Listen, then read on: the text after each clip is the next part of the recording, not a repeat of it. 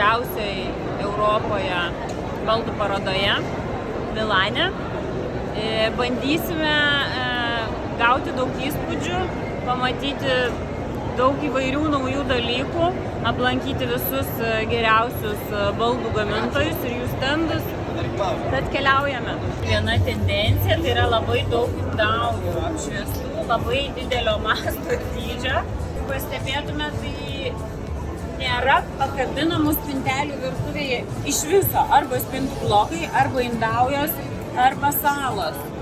Tokia dabar tendencija. Aš manau, kad tai yra logiška, dėl to, kad pakabinamos spintelės pasiekti daiktus juose nėra patogu. O stalčiuose arba spintų blokuose yra be galo patogu eksploatuoti viską. Ir kaip visada yra aksesuarų, pilni stalčiai aksesuarų, tikrai apšvietimas, visada apšvietimas yra.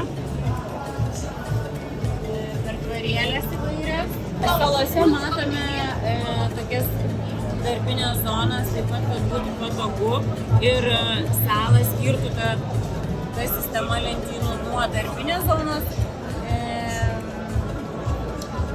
tą vadinamąją valgomoją zoną, kad praskirtų. Tai daiktai susideda labai patogiai šitose zonose lentynų. Manau, kad tai labai gera idėja. Na ką aš galiu pasakyti, laminatas virtuvėje gali atrodyti nerealiai. Pasižiūrėkime. Baro stalviršis. Laminatas. Keliaujame toliau. Stalviršis pagrindinės salos. Compact HPL. Jeigu pasižiūrėtume į spintų bloką, čia ne faniruotė, čia yra laminatas. Matome briaunas PVC, tarkim, ar ne? Keliaujame per fasadus. Fasadam pasirinktas yra Feniksas greičiausiai su Otė ir briauna. Na ir aišku, aksesuaras yra pati rankenėlė ir detalės, tam tikros rankenėlės. Bet iš esmės, jeigu pažiūrėtume į šitą virtuvės sprendimą, negalėtume pasakyti, kad tai yra nedažytas MDF, ne natūrali faniruotė, ne akmens masės stalviršiai, ne, tai yra tiesiog iš laminato, laminuotos plokštės, tinkamai pasirinktų spalvų ir medžiagiškumų gautas rezultatas. Rezultatas superinis, man atrodo taip.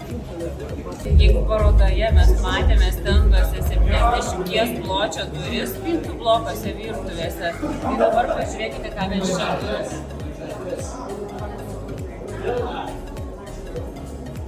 Tokio maštabo duris.